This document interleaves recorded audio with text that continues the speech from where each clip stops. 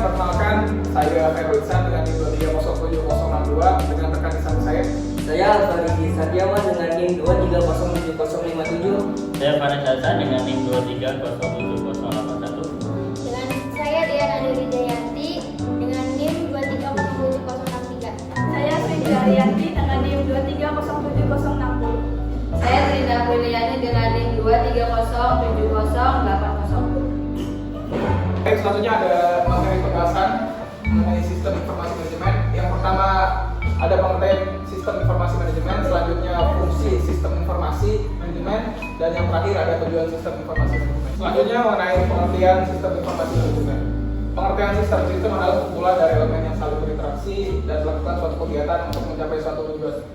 Jadi sistem itu terdiri dari bagian di bawahnya yang bisa disebut subsistem. Jadi ada 3 unsur mengenai sistem. Yang pertama menerima data sebagai masukan, yang kedua memproses data, dan yang terakhir memperoleh informasi sebagai keluaran. Selanjutnya mengenai manajemen. Pengertian manajemen, jadi manajemen adalah sebuah proses yang membuat perencanaan, pengorganisasian, penggerakan, pengawasan, serta pemanfaatan sebagai sumber daya. Ada 3 pandangan pengertian mengenai manajemen. Yang pertama ada orang, yang selanjutnya ada proses, yang ketiga kegiatan, dan yang terakhir ada sistem untuk menjalankan kegiatan. Selanjutnya ada fungsi sistem informasi manajemen yang akan dijelaskan oleh rekan. Ya, saya akan menjelaskan apa itu fungsi sistem informasi manajemen. Jadi, suatu sistem itu dibuat. Yang pertama fungsinya adalah memudahkan manajer atau manajemen dalam mengawasi atau mengontrol dalam suatu organisasi atau suatu sistem tersebut.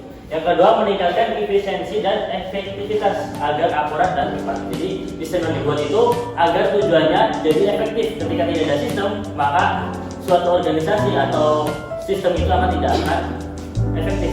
Yang ketiga adalah meningkatkan suatu produktivitas dan penghematan biaya.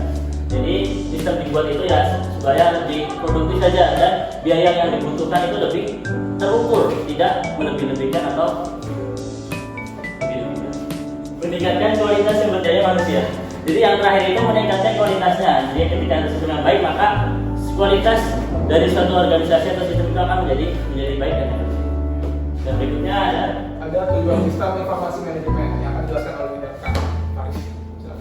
Jadi tujuan sistem informasi manajemen memiliki 3 tujuan. Yang pertama itu menyediakan informasi yang dipergunakan untuk tujuan yang diinginkan manajemen. Contohnya harga jasa, produk, dan lain-lain.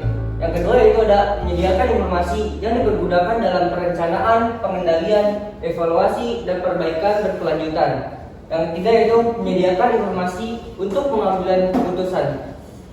Demikian presentasi dari kami mengenai konsep sistem informasi manajemen. Kurang lebihnya kami mohon maaf. Wassalamualaikum